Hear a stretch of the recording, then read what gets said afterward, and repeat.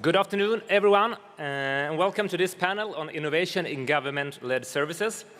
My name is Albin Falkmer, and I'm honored to serve as the moderator and the chairman of this panel today in this session. I'm a director of a Swedish state-owned company, Samhall, and I've been working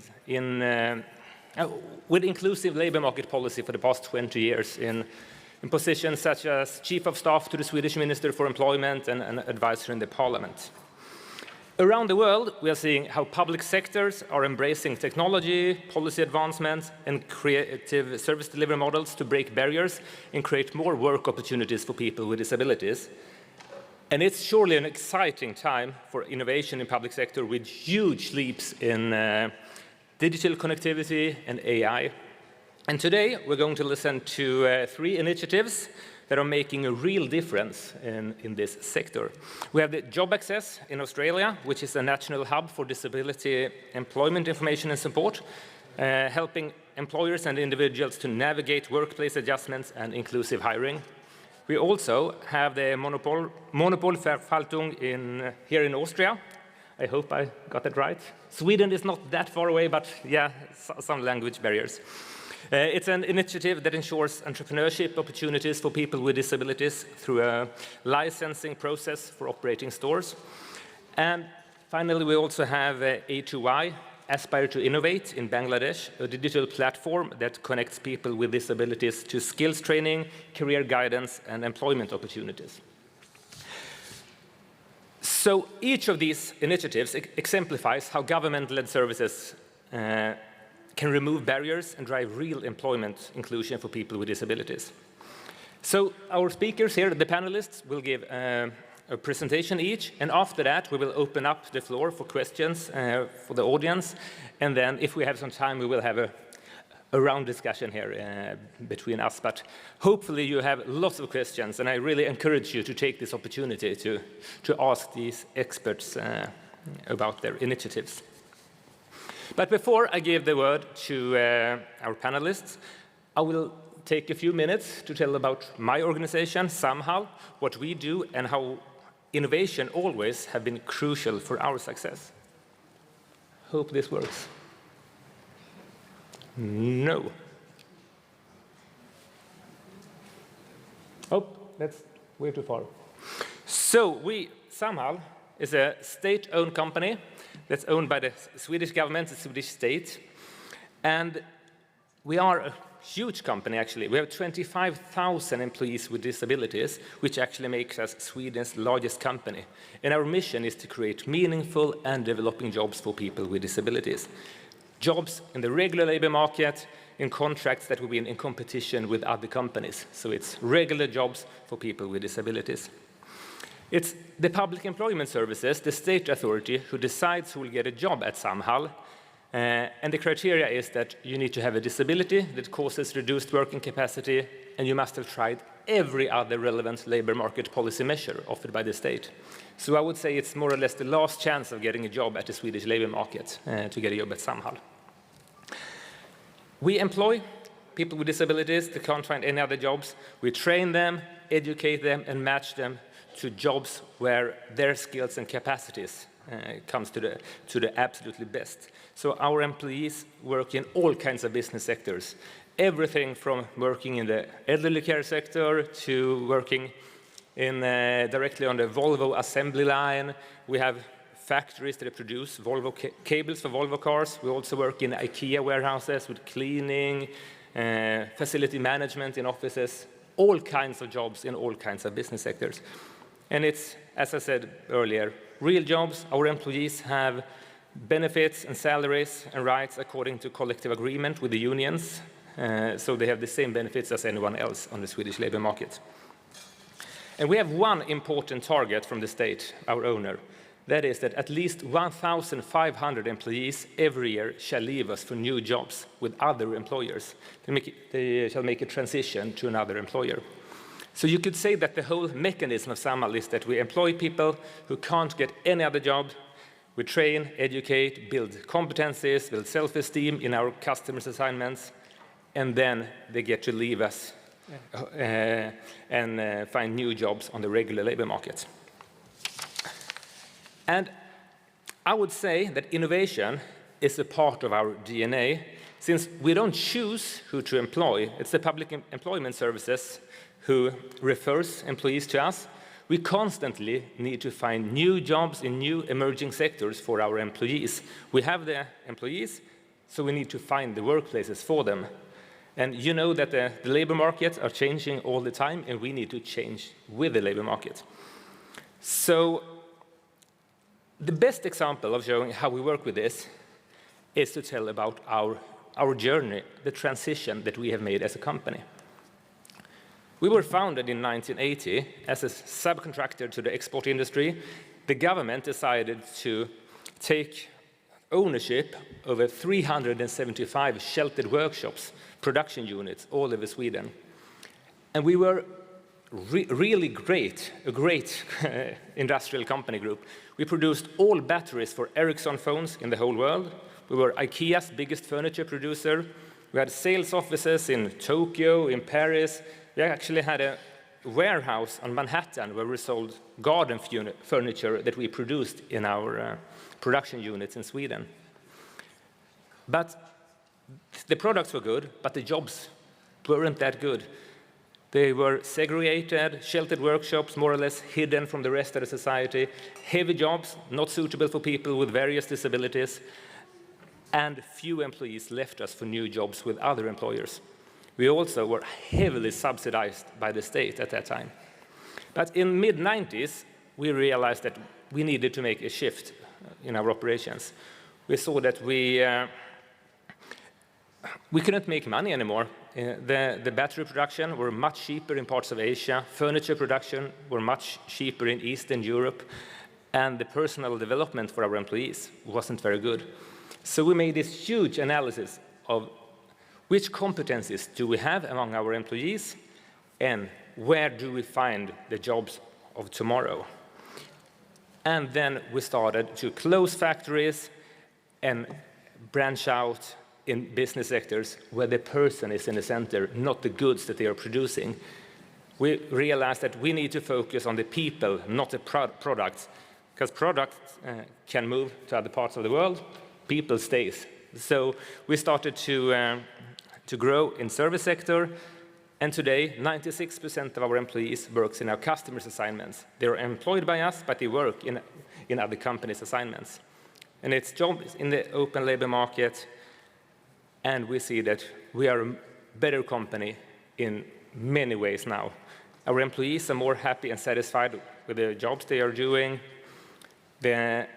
We make more money, of course, it's more profitable. We could be much more effective when we can focus on our core assignment, working for our people with disabilities, not handling the production lines and facility management.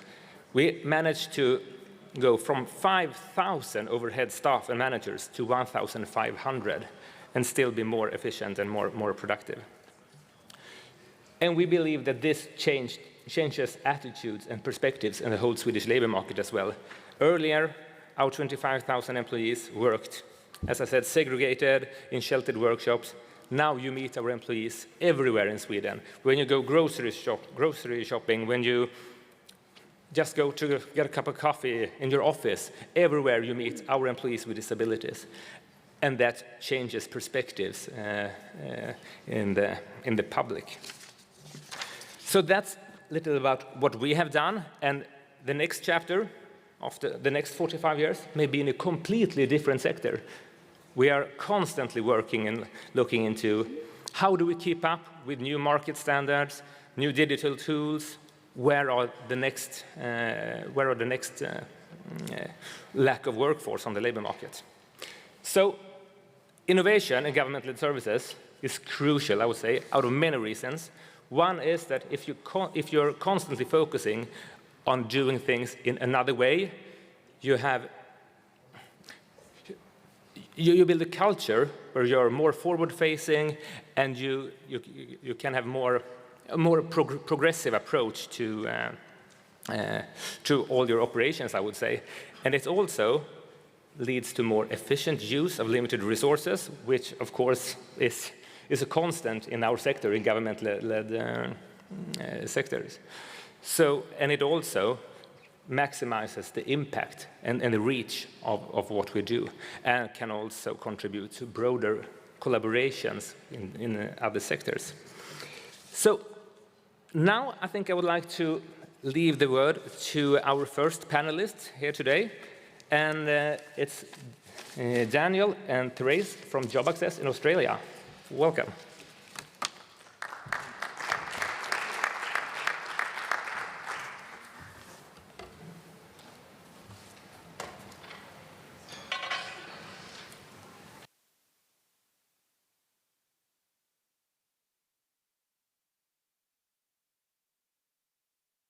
Good afternoon. We're really honoured to be here today to talk about Australia's JobAccess service. By way of introduction, I'm a director of an Australian organisation, Medhealth, and have had the privilege of overseeing the JobAccess service for some 19 years. I'm an occupational therapist by background and have worked to support people with health issues or disability to find work and build careers for more than 30 years. Daniel has managed the JobAccess service for 13 years and has more than 20 years of experience in the area. Back in 2017, when we received a Zero Project Award for innovative policy, we really took the opportunity for learnings and to benchmark ourselves internationally about good practices that are happening around the world, and also at a previous time at the Zero Project Conference. It's been a really fantastic opportunity to, as I say, benchmark internationally, learn from the peers, and also, importantly, have the opportunity to affirm some of the things that we're doing really well. So it's actually been fantastic to be able to continually improve the service in Australia, and it shows the benefits and the impact of why we're all here together for the next few days. So a bit about JobAccess. JobAccess is a government-led initiative delivered by the private sector. It's a national hub or one-stop shop designed to remove barriers for employment across Australia. JobAccess supports people with disability, employers and service providers in three key ways. Firstly, a national information helpline managed by frontline experts. We have approximately 20 people who were virtually helping, it's like phone a friend, if you like. People can contact the service by phone, email and online, and the team are there to assist with any matters related to disability employment in Australia. Secondly, modifications and adjustments that people need to do their job. So this is delivered by a team of allied health professionals backed up with a national panel of assessors, and basically adjustments that people need to do their work are arranged, implemented and funded by the Australian government. So anyone with a disability who is currently employed, about to start work or self-employed can access this service. We ensure that they have the JobAccess service ensures that they have the tools that they need to do their jobs, and that removal of barriers around adjustments is done very quickly, efficiently and effectively. Finally, there is an employer engagement component of this service where JobAccess partners with large organisations across Australia to help them build their disability confidence and capability. The goal of these one-year partnerships is to remove systematic, attitudinal and environmental barriers and help employers to attract and retain talent to their businesses. This delivers value both for people with disability in their ability to find, retain and build their careers, and importantly for employers to find the talent that they need and to optimise productivity, trust and engagement. The essence of this policy was established back in 2005 when the Australian Human Rights and Equal Opportunity Commission undertook a public inquiry into matters that impact equal opportunity for the employment of people with disability. One of the recommendations was to create a hub to support both people with disability and employers, a one-stop shop, if you like, to help people navigate the myriad of resources that are available to them across Australia. Our government actually did a great job of designing the JobAccess service many years ago, 19 years ago. And in fact, it was interesting listening to some of the challenges around the world currently, particularly in the place of workplace modifications and the tools that people need to do their job that are very quickly and efficiently removed for people across Australia. One of the key factors that contributes to the services is the fact that it's co-designed and delivered by people with disability or with a lived experience. We strongly focus on nothing about us without us to ensure that people with disability have a seat at the table at every point of service delivery. I'll now hand over to Daniel to talk more about the innovative aspects. Thank you, Thérèse, and obviously it's a very great honour to be here with you today. One of the things that is really interesting about JobAccess is simplicity. It's a really simple service. It's for anybody with a disability, it's for any employer, and that simplicity makes it imply that employers will be more likely to support people with disabilities. It focuses on removal attitudinal, societal and environmental barriers, which is really important. It delivers all workplace adjustments, modifications that the person may need that may be a barrier for their employment. And it may be also a barrier to the employer to be able to focus on that employer. It also helps attract and employ and retain talent while supporting people with disabilities to build their career. And that is something that is really important, that we have feedback from the employers that we work and the people with disabilities that we work, that aspirational career development that sometimes it gets lost with tokenistic employment from employers. Now, we've had obviously a great impact since we've been delivering the service for over 19 years. Since 2006, the National Advice Line supported over 500,000 people with disabilities, employers and service providers. We did over 70,000 modifications, applications for modifications and adjustments. We conducted a follow-up survey with people 2 years after they received the workplace adjustments support through JobAccess. The survey found that 96% of people were still employed, and 94% reported that the equipment, modification or service they received had significantly improved their productivity at work. We've partnered with over 430 employers during that time, which had the impact of 1.13 million people that had the information and advice that we could provide to employers. I wanted just to show a quick video, if it's possible. It's really short, and apologies, I know that you've got the zero there, but it's really interesting video that really shows what we've done with JobAccess.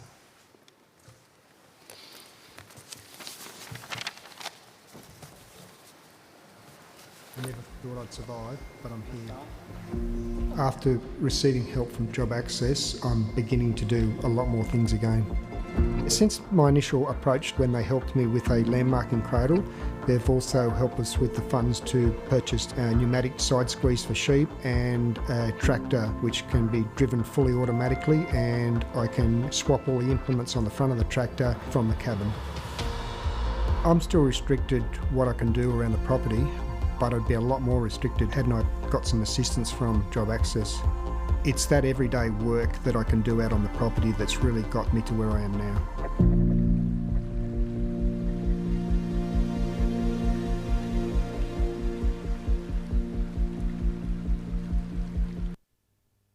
It's a wonderful example of how JobAccess works in any single line of life, whether it's somebody that requires Ausland or whether somebody that requires major modifications and adjustments to be able to maintain their job. One of the things that is interesting is that the government in Australia has been listening. We doubled the amount of Auslan interpreting that is available for people with disabilities, and also there have been some changes on the way that JobAccess is able to provide adjustments and modifications to buildings as well. And the operational model has been really drawing attention from Canada, the Philippines, UK, and Singapore, which is reducing and putting minimal red tape and client-centric approach to every single thing that we do. And they are trying to replicate the same services in the overseas markets. There is also, just briefly, there is also further enhancements in alignment with goals with the Australian National Disability Employment Strategy 2021-2032, which Thérèse worked quite hardly on. And also the Australian government's new Disability Employment Service for Excellence, which is a really great thing. And finally, 5 more seconds. Thanks, Thérèse, for all the support on all these years. Thanks, Raj, for coming and visiting. But thank you also to the whole team at JobAccess, Carla Fernie, Nicola Tackwell, Tammy Susanna, Georgia Miller. They've all made this service the excellent service that is at a global level. Thank you so much. And I'm sure that the audience has lots of questions, but we'll keep them to the end. So, next speaker is Hannes Hofer from Monopol Verwaltung in Austria. Yes, I give the word to you. Yeah, thank you very much. So I start with my presentation. Oh, here we are. Yes, every 5th day, on average, the MVG supports a person with disability, and I should add here, successfully, in starting a business on our retail platform. So this is what the claim is, and what I want to show you next is what our retail system in Austria looks like. What you see here is a landscape, the map of Austria with all the dots, and all the dots stands for one retail shop. Am I the person who founded the system? Or do I own the system? No. Being here in this section, you already know this is a state-owned retail system, and it's not new. It's 240 years old. And did I invent the link between the retail system and inclusion? And again, I have to say here, no, it was not me. The reason I'm talking here, standing here, is maybe because I'm the first managing director of the system who's realizing the beauty of the system, who sees the uniqueness and the impact it makes to people with disability, and I'm the person who talks about it. Well, you will ask yourself, well, why did nobody before me came up and talked about it? Yes, maybe because the core product of the retail system is very controversial. The core product is tobacco. This is one reason. Another might be that the way we organize the system is within a monopoly system which is managed by MVG, that's the organization where I'm the the managing director. Why do I think differently here in this case? Why do I think it's important to communicate this at this menu? Let's talk about the product first. Let's think about an imaginary scale of different products. And you have on the one side the most healthy products you can think of. Maybe that's water, it's milk, maybe it's bread. But I have on the other side of the scale drugs and products we definitely don't want, which are definitely not healthy. Well, you will find on that scale as well products which are sensitive but which are legal. And this is what we are responsible for. What do we want with the most healthy products? We want them to be, of course, free in the market, and we want to have drugs forbidden. What we do want with sensitive products, we want to have them regulated, and this is what we call in Austria a monopoly system. What is important for us is that we organize this responsible system from a health point of view, not selling to minors, no having any incentive to increase sales. From a social point of view, we turned the system from a veteran program into an inclusive program. We guarantee people with disability education, these entrepreneurs territorial protection, fixed retail margins, but we ask them also for the obligation not to sell to minors and not to incentive sales. We organize the system within a platform where we want that all partners of us share the goals and the values to take care of these sensible products with lots of responsibility. It's important, if you run a system like this, that we respect each other's roles and we respect rules, and we make sure that these rules change as society changes. And there it is very important that we work together with politics. And then again, it's very important that we have our social goals so that politics knows that's important to make sure that we keep the system and keep the system with our social goal. Finally, I'd like to emphasize that this year, MVG is one of the awardees. I show you here a slide with different health policy goals, social policy goals, and fiscal policy goals. And just to share with you what our challenges are. Sensitive goods are changing. We do not want them to have them in the free market. They should be regulated because the market is not prepared for sensitive consumer goods. When it gets to the social policy goal, what we want to do is we want to make our goal and our system better known, because what we do is we do know that the beauty of the system lies within the opportunity to give people with disability a chance to become entrepreneurs, and we move them from isolation to the center of cities, to the center of society, and to the center of our hearts. And if you want to know more about the system, I invite you to go to our homepage. We have here a code that brings you to all our links, and I'm happy to share with you how you can do this in your country and how you can learn from our system. Thank you very much.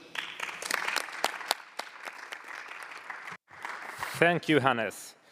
And our next speaker is Afzal Hossain Sarwar from Aspire to Innovate in Bangladesh.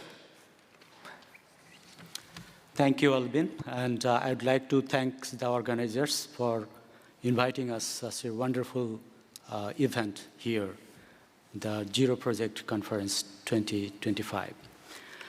Hello, everyone. Very good afternoon. This is Afzal Sarwar, policy analyst, and I'm leading the Future of Education.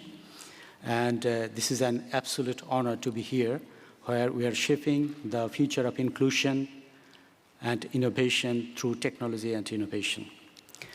So I am representing my organization that we call A2I, the Government Innovation Agency, and we do support different ministries, agencies, and division for service digitalization and transforming digital initiatives in health, education, agriculture, skills, employment, and many different sectors.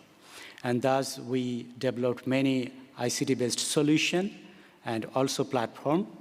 And today, I would like to share one of our flagship initiatives that we call NICE, that has been nominated for the Zero Project Award.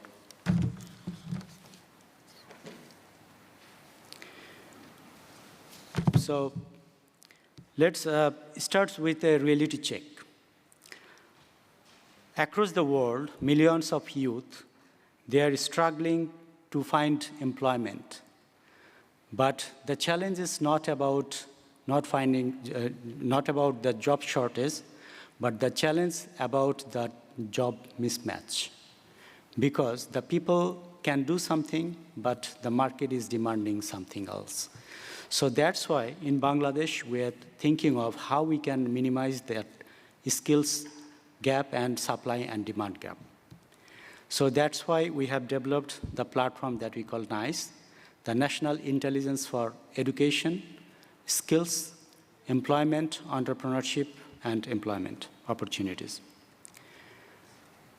So this is a matchmaking platform for the job seekers and for the opportunities where government, private sector, industry, and employers work together to minimizing the unemployment rate and accelerated the economic growth through proper job employment opportunities.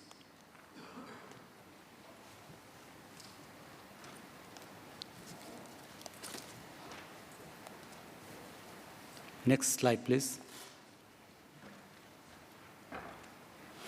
So it serves the job seekers through proper skills development, employment opportunities, and also the skill service provider for helping out the youth with proper skills training, and also it serves the policymakers with rights kind of data provide and data decision making, so that the real-time data can help the policymakers to take strategies for employment opportunities for the youth. And we have designed this system for 100% accessibility features under the WCAG standards, 2.0 level standards, and where we can support our persons with disabilities and youth communities for different accessibility features. So how this system is acting and impacting over youth and our target audience, let's enjoy a 1-minute video. If you please play the video. National Intelligence for Skills, Education, Employment, and Entrepreneurship, NICE. NICE is a pioneering initiative in Bangladesh bridging the labor market gap by providing market-driven skills development and employment support to persons with disabilities. NICE is committed to inclusivity. Adhering to WCAG 2.1 Level A standards, it ensures accessibility for persons with disabilities. Over 14,000 persons with disabilities have benefited from NICE, with more than 4,000 securing job placements. From 2021 to 2023, over 1,000 skill service providers have joined hands to facilitate the development of a skilled workforce. More than 28,000 officers have received training, empowering them as NICE users. Over 500 market-oriented professions, ensuring that the youth are equipped with relevant skills for the job market.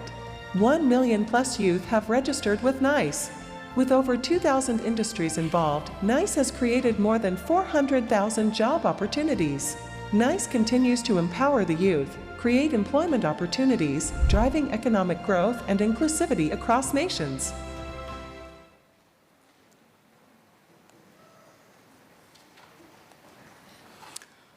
And NICE already has been recognized at the global level. So global recognition by UNDP's Chief Digital Office at the New York in 2021. It has been recognized as one of the best global best practices. And in 2022, it has been promoted of UN UN Office of the South-South Collaboration. And now, under the global recognition by South-South Galaxy, we are helping out the different countries like Somalia in a different name, like Sako Abur in Jordan. We are also helping out like in another name like DZ Maharad. And we are helping out other countries like Sao Tome Principe and Ghana for launching this system. And NICE has been also recognized at the global level with the prestigious World Summit on the Information Societies, and also WITSA Award and Bangladesh's Bangladesh's Innovation Award. So the innovation that we have introduced in the country now, it is helping out the other countries and replicating with necessary localization and customization. So I welcome the audience here, the government, the private sector, the industries. So let's come together to help our young population and also our friends and brothers and sisters who are struggling with the disabilities and other challenges. So we shouldn't reinvent the wheel. Rather, we can see what is happening around the world, and we can replicate the best initiatives in our global, country level with necessary modification, localization, and replication. So I'll stop here with a famous quote that if you want to go fast, then go alone. But if you want to go far, then go together. But if you want to go fast and far, then innovate together and go together. Thank you again for listening to me. Thank you. Thank you so much, Afzal, and thank you all the panelists for great presentations. And I think it's amazing that we have these three, great examples of innovation and government-led services that are also very different from each other, that shows the broad spectrum of initiatives that we have. So now I would like to open up for questions from the audience. Do we have any questions? Yes, here. I think you pushed the microphone.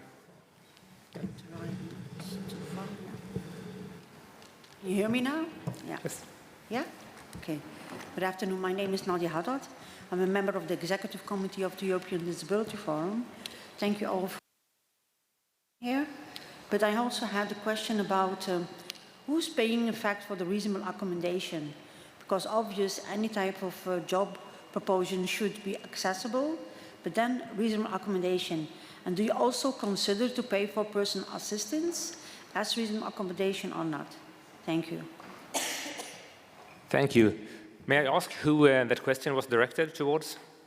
To all of us? Yeah, okay. Then I'll start.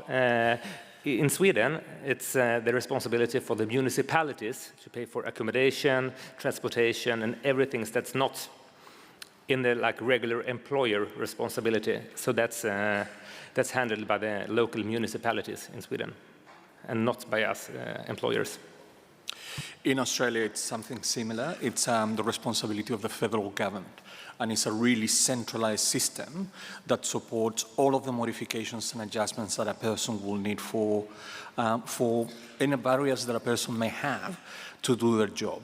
So it's really, really simple. Now there is another system called the NDIS, and that is more for a personal development. But any single thing related to employment goes through JobAccess and it gets funded through JobAccess fairly quickly as well. So we try to process as quickly as possible. I mean, there are things like Hossain interpreting that is instantaneous. Some other modifications may take 2 to 3 weeks. Obviously, more complex modifications like we saw with the tractor from the Gracia from New South Wales, that is a lot more complex and it really does take a time. But the beauty of the program is that it's always for the individual and the individual employment. So if you get any modifications, you take it with yourself and you can move to another employment. And as we know, disabilities do change with times, so we can do continuous assessments. So the person can always have all the tools that they need, and the employers don't have to worry about the barriers that may create in employment.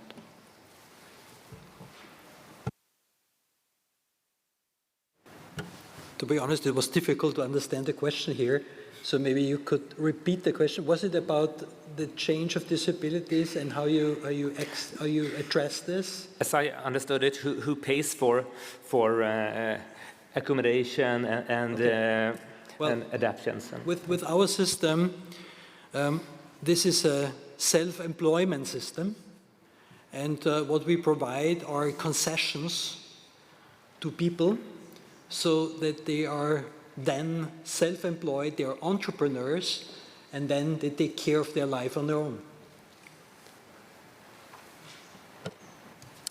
Thanks again. So our platform is, as I told, this is a matchmaking platform among the job seekers and the employers and also the policymakers. So job seekers need to register here, and then they will find out what sort of training are available right now for their necessary skills gap. Then when they completed the training from this system, and also in the in-person training provided by different government and private sectors as well, then they can also explore the opportunities for them as well. So in such way, it actually helps the job seekers and employers and also the policymakers. Thank you.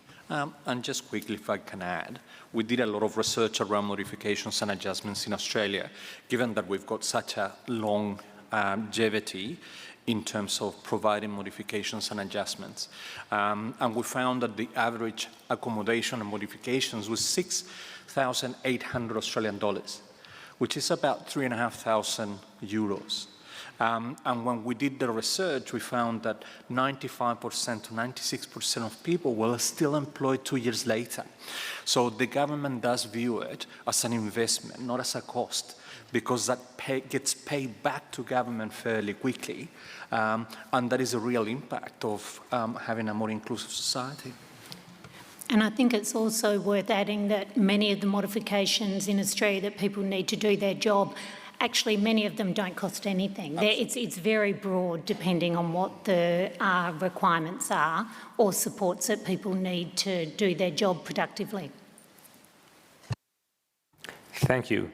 Now we have a question from row 4. Yes. Hello. My name is Paula. I'm a woman. I'm speaking through an interpreter with a male voice.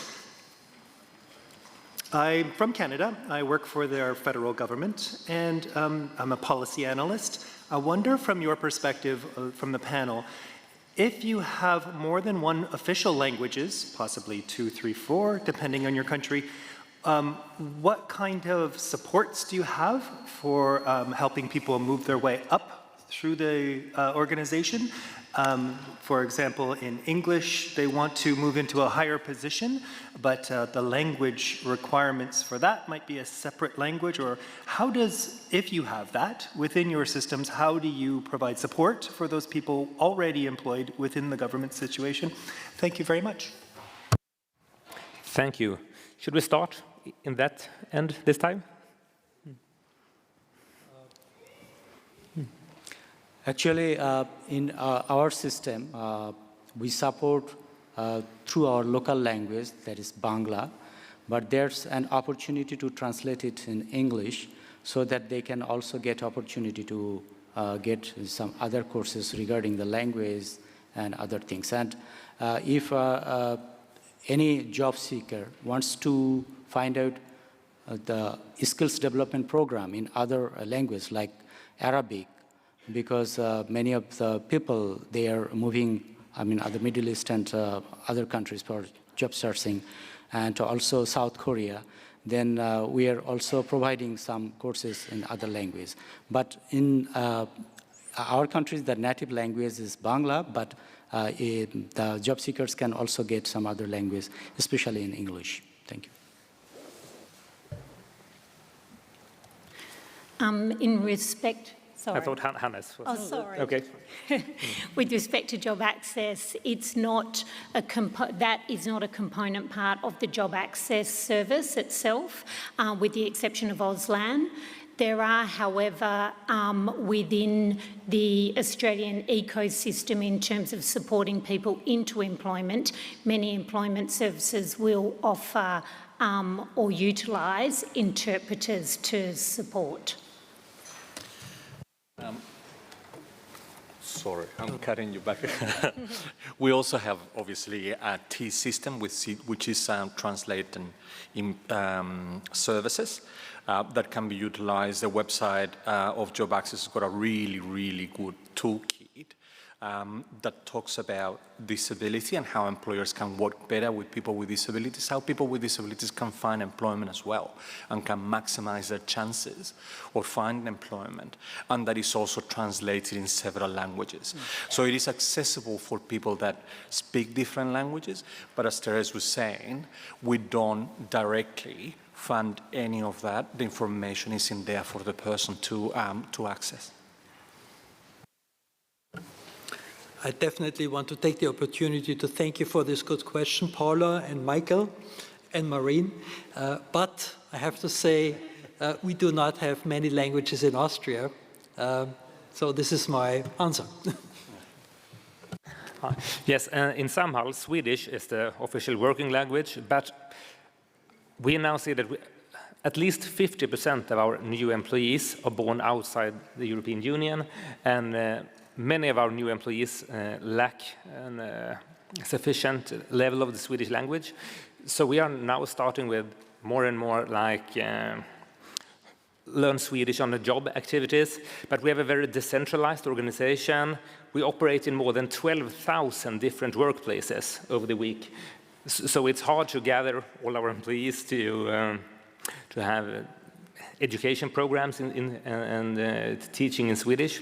So we're working right now with lots of digital tools and trying to have a system where your co-workers teach each other the basics in Swedish language in order to manage the work.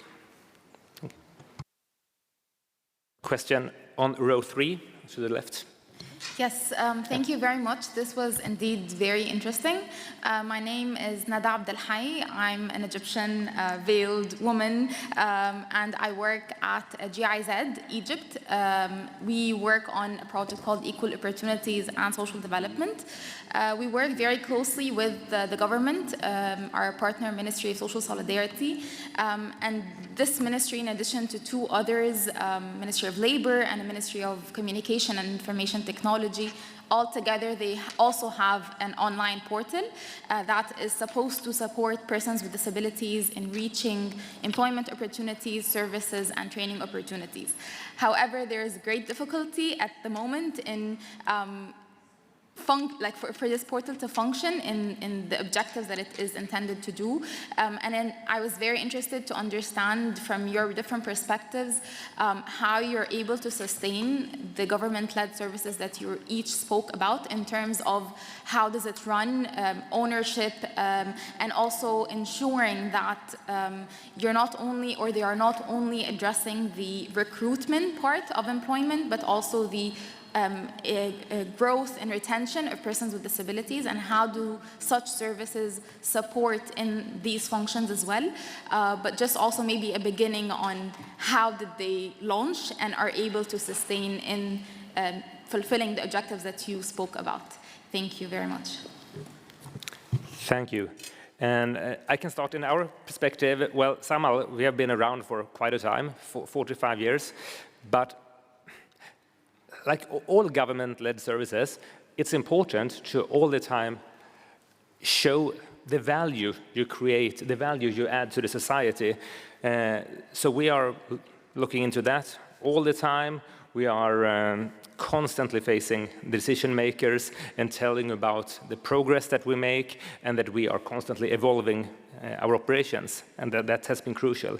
And now, in 2 weeks, we will launch a huge report showing the economic impact of our organization. For every Swedish krona, our currency, that is invested in our company from the public, how much does it give back to the municipalities, to the regions, and to the society at large? And it's a great impact. Sometimes 20 times the invested money returns to the society when people with disabilities get a job through our company. Thank you. Oh, sorry. Thank you much. With our system, when we give concessions to people with disabilities, we use modern medias to let people know that there is a tender going on at the moment and people can apply for the tender. And to get attention on social media, well, you have to be innovative, and this is what we try to do. But we are on those channels where our audience are. So we use Facebook, we use Instagram, and so we are there, and we try to be modern. And I showed you a link. On this link, you can even follow what we are doing, and you can give me your feedback if you think that's a way we address what government does with people with disability. Should I? Okay. Thank you. I think this is a very important questions regarding the sustainability and ownership. In our country, what we do, we work very closely with the relevant ministries, divisions, and agencies, so that from the very beginning they can be onboarded and it could be sustainable end of the day. So we work together with the Ministry of Youth and Sports regarding the skills identification, and also we work, as I mentioned, that we work with the private sector, employers association, and also the industry partners as well. So whenever it is needed, we can collect the data from the skill demand side, I mean from the industry and employers. Then we connect together with the relevant ministries or division who are actually the supply side, providing different training or skills development program. And we have already identified and working together with more than 16 government institutions and more than 40 private organizations regarding skills development and employment job opportunities. And the Youth Ministry and also the National Skills Development Authority under the Prime Minister's Office, they're facilitating the role for standardization and accreditation so that government can also taking care of the progress tracking. Thank you. For us, it's more of a matter of collaborating with government to make sure that all the information is up to date and how we can make that information better. So listening to our stakeholders, collaborating with government, and moving all of those sides forward. So people, because we know disabilities changes, that the attitude towards disability changes as well. The language changes. So collaboration, I think, for us is the main tool there. And I think in terms of answering some of your initial questions, JobAccess initiative in Australia was created by the Australian government in 2006. So the initiative and the policy was developed by the government. They contract that out intermittently in terms of service delivery. So in terms of the funding, it comes from the Australian government. The support, I think you had a question about over the duration of someone's employment life cycle, and certainly the support is for the whole life cycle of employment. It's around information adjustment support that people need to do their jobs. The impact is certainly measured in terms of people's ability to sustain their employment based on the support provided by JobAccess. The missing piece that we've worked with the government to want to look at moving forward is a definitive impact of what you save in terms of the investments in modifications and adjustments. I know that that's been done in other countries previously, and it's something that Australia will look to, or is yet to look to definitively define. If you invest X amount of dollars into modifications and adjustments that people need to do their job, what is it that you save into the future? And that's quite a complicated piece of research, but in terms of impact of people maintaining jobs, there's a lot of data collected there. Thank you so much. And I'll be granted one short question, one last question from row 3. Great, thank you very much. My name is Markus. I'm also working for the MVG in Austria within the team of Hannes. And I have a short question to you, Albin. I'm very impressed about the Swedish policy. And you mentioned that it is not your organization choosing your new employees. So is it the Labour Office that sent it to you? And do you directly need to employ the new ones? Or are you at first searching for the new workplaces where they can go on doing their work? Thank you. Thank you. Yes, it's the Public Employment Services, the state authority, who decides who will get a job at Samhall, and we are not allowed to say no. So we need to employ this individual, even though if there's a smaller city where we only have quite inaccessible workplaces, for example, only cleaning stairs in a warehouse, and a person needing a wheelchair is being referred to Samhall, then we need to find a new contract for this person. And that can be through directing sales force to that part of Sweden, or to break down other jobs into specific work tasks. So no, we are not allowed to say no. We have to find a new suitable job, because we still pay the salaries. We need to pay full salary for all our employees. So we need to make them productive and make money of it. Thank you so much. And that's all for today. But I think that the panel can stay a couple of minutes if we have any more questions. So you can just come directly to us. So I would just like to thank the panel for great initiatives, great presentations, and also the audience for good questions. Thank you so much.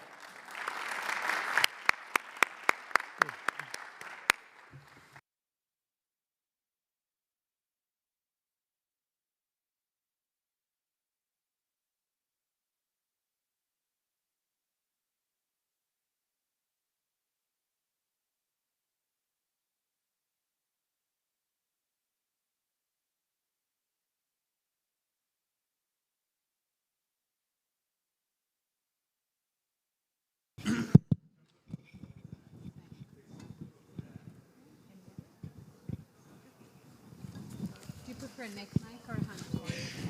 I still have my lav mic. Yeah. So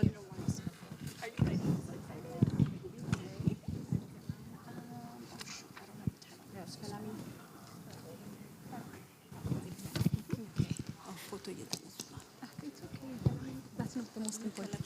Okay, great everyone.